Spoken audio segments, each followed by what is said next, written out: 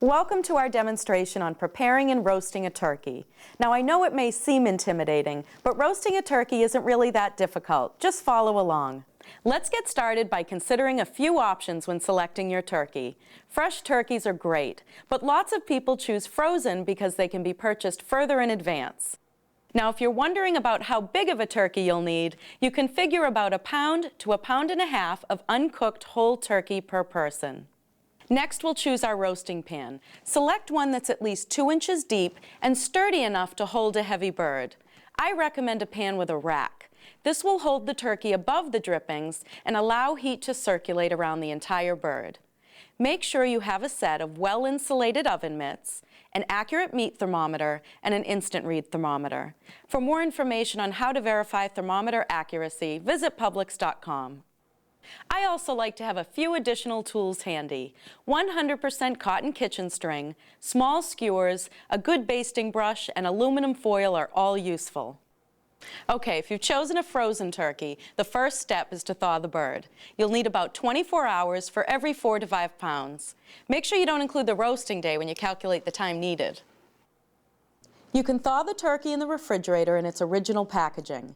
Use a shallow tray with edges to contain the juices. For safety, you should never thaw your turkey at room temperature. But if you find your bird is still a little frozen on roasting day, you can submerge it unopened in a sink full of cold water. Just be sure to change the water every 30 minutes. Sanitize any working surfaces before and after they come into contact with the turkey or its juices. And remember to wash your hands thoroughly. All right, we're ready to start prepping the turkey. First, take out the bag of giblets and the neck from inside the bird. Next, if it applies to your turkey, release the clamp or band of skin from around the legs to make your prep easier. So far, so good? Great. Let's move on to the stuffing.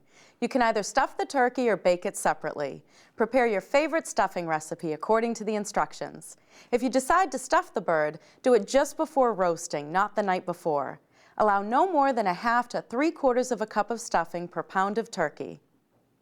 The proper way to stuff your turkey is to start breast side down like this. Spoon stuffing into the neck cavity. Now you don't want to pack it too tightly or it won't cook all the way through. Pull the neck skin over the stuffing and secure with metal skewers. Now turn the turkey over breast side up and place it on the rack in your roasting pan. All right, fill the body cavity with stuffing. Again, make sure it's not packed too tightly. Then secure the legs either by resetting the clamp or in this case by tying the legs to the tail with the cotton kitchen string. And if you want, twist the wing tips under the back of the turkey to keep them from getting too brown.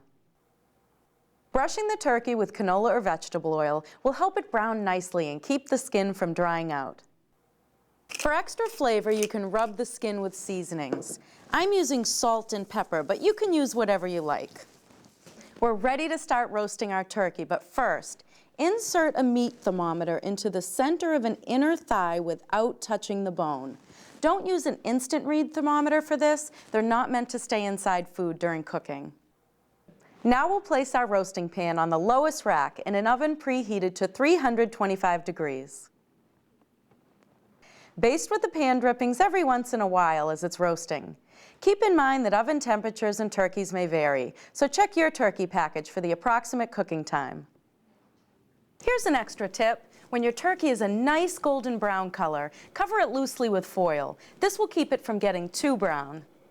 Okay, let's remove the turkey from the oven to see if it's done.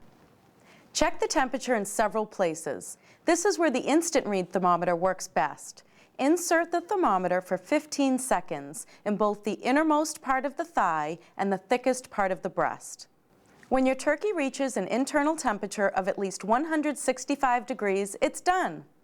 Another way you can tell it's ready is when the drumsticks move easily and feel soft when pressed. For stuffed turkey, you also need to check the temperature of the stuffing. Insert an instant read thermometer into the center of the stuffing. Again, wait for 15 seconds. It should be at least 165 degrees. Since our turkey is done, we'll loosely cover the entire bird with foil and let it stand for 15 to 20 minutes. This makes it easier to carve. And that about does it. Now you're ready to roast a turkey you can be proud of. Oh, there's just one more thing. Be prepared for all the compliments because trust me, you'll be hearing quite a few of them when dinner time rolls around.